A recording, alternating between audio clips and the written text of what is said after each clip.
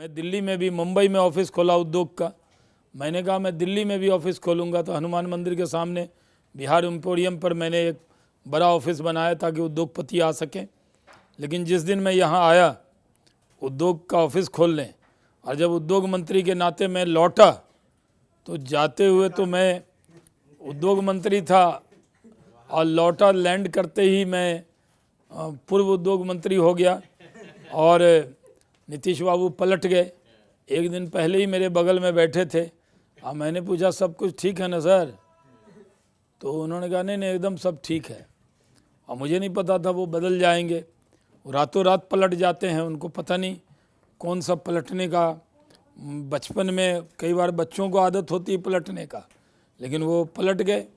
और फिर उद्योग पर एक काली छाया आ गई, क्योंकि जहाँ उद्योग होगा, अपराध और उद्योग एक साथ नहीं चल सकते। अगर आप 500 करोड़ रुपया लेके जाएंगे तो सेफ जगह जाएंगे। अगर बिहारी भी है तो जाके बेंगलोर में क्यों फैक्ट्री लगा रहा है, नोएडा में क्यों लगा रहा है? अगर उसको पता होगा कोई पैसा छीन लेगा तो कोई नहीं लगाने वाला।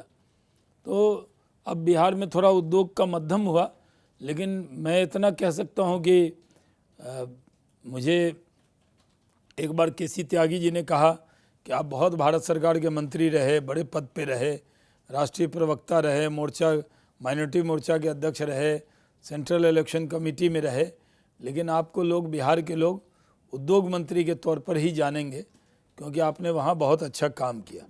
तो हमने उद्योग का वहाँ बहुत अच्छे से काम किया। अभी भी जो इथेनॉल प्लांट जितना यूपी में नहीं, उससे ज़्यादा बिहार में अन्य स्टेट से। और अब लगाया हमने, शुरू हमने किया। नीतीश बाबू नारियल फोड़ रहे हैं, लेकिन उसकी नींव में हम मौजूद हैं और बिहार में अभी काम कर रहे हैं। तो मैंने डिटेल इंट्रोडक्शन और कहानी बता दी है, ताकि आपके जो सवाल हों वो उसके छोटे छोटे जवाब मैं दे सकूं। आपने जो किस्सा बिहार वाला बताया, बिहार में कैसे आप मंत्री बने और कैसे एक मंत्री पटना लौटते एक पूर्व मंत्री बन गया, तो ऐसे सरकमस्टांसेस वापस बिहार में बनते हुए दिख रहे हैं, ऐसा लग रहा है। नीतीश कुमार फिर से पलटी मारेंगे और अब की बार पलटी मारेंगे तो शायद वापस बीजेपी की तरफ आएंगे, आप फिर से मंत्री बन सकते हैं। देखिए, मेरे बारे में, हमारी पार्टी के बारे में, मेरे ही बारे में नहीं, कौन क्या बन सकते हैं वो तो हमारे नेता मोदी जी और हमारी पार्टी तय करती है। लेकिन ये सही है कि बड़ा नुकसान हुआ। बीजेपी के पास 35 साल 40 साल के बाद पहली बार उद्योग डिपार्टमेंट आया था। इंडस्ट्री या तो लालू जी के पास थी, कांग्रेस के पास थी। जो रविशंकर जी हैं, उनके पिताजी ठाकुर प्रसाद जी इंडस्ट्री मिनिस्टर होते थे बिहार के, उस जनसंघ के दौर में, जब 77 के बाद, यानी 80 के बाद बीजेपी के पास पहली बार इंडस्ट्री डिपार्टमेंट आया।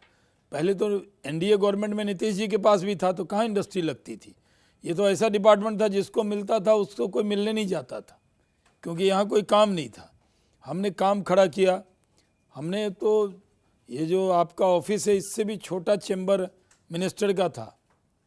मेरे से रूडी जी मिलने आए थे, बोले कहाँ आप आ गए हैं, कहाँ सिविल एविएशन में बैठते थे, क्या कर रहे हैं आप? तो मैंने वहाँ बड़ा चेम्बर बनवाया, बड़ा ऑफिस बनवाया, दिल्ली मुंबई ऑफिस बनाया, बिहार की ब्रांडिंग में लगा, जगह जगह इन्वेस्टर मीट किया। तो इंडस्ट्री में बड़ा नुकसान हुआ और सब लोगों ने कहा कि काश इंडस्ट्री डिपार्टमेंट थोड़ी दिन और शाहनवाज के पास होता। जहाँ तक अब सवाल है कि उनके आने का, तो जा चुके हैं, अब जाने वाले कहाँ लौटते हैं। वो तो हमें छोड़ कर गए, हमने उनको नहीं छोड़ा। 43 एमएलए थे उनके, हमारे थे 75। 43 वाला बना चीफ मिनिस्टर और 75 हमारे पास थे, हम बने मिनिस्टर। तो इतना बड़ा दिल तो बीजेपी ने दिखाया, अच्छा सिला दिया उन्होंने हमारे प्यार का। वो उनको इतना नवाजा। मोदी जी ने कहा 2025 तक आप मुख्यमंत्री रहेंगे, कहीं कोई शक शुबा नहीं थी। लेकिन उनको खेलने की आदत थी। वो बिना मतलब, या तो कोई रीज़न होता ना, कोई विवाद का विषय होता, कोई विवाद नहीं था, वो बिना विवाद के गए। एक दिन वो तेजस्वी यादव के इफ्तार में चले गए। हमने अपने नेताओं से पूछा आप लोग जा रहे हैं? तो दोनों डिप्टी सीएम मुझे कह रहे थे हाँ जाएंगे।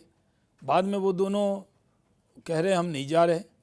मैंने बिना किसी से पूछे मैं भी चला गया उस इफ्तार में। मैं जाकर देख रहा था ये मिल कितना रहे, तो मैंने नीतीश जी से कहा कि सर कोरोना का टाइम है, भीड़ में मत जाइए। मैं जहाँ बैठा था लेकिन वो मुझे छोड़ के उधर अलग गए, तब मैंने समझ लिया कि कुछ तो गड़बड़ है, और वो उनके साथ गए। अब जिनके साथ वो रहते हैं वो निभाते अच्छे से नहीं, उनसे सब निभाते हैं। 115 एमएलए का नेता तेजस्वी यादव उप मुख्यमंत्री है, और 43 या 1-2 मिला लिया होगा तो 45 हो गए होंगे, उनका नेता मुख्यमंत्री है। फिर भी आज सवाल आपके यहाँ बना हुआ है कि वो क्या करेंगे। तो वो अब राम जी जाने वो क्या करेंगे।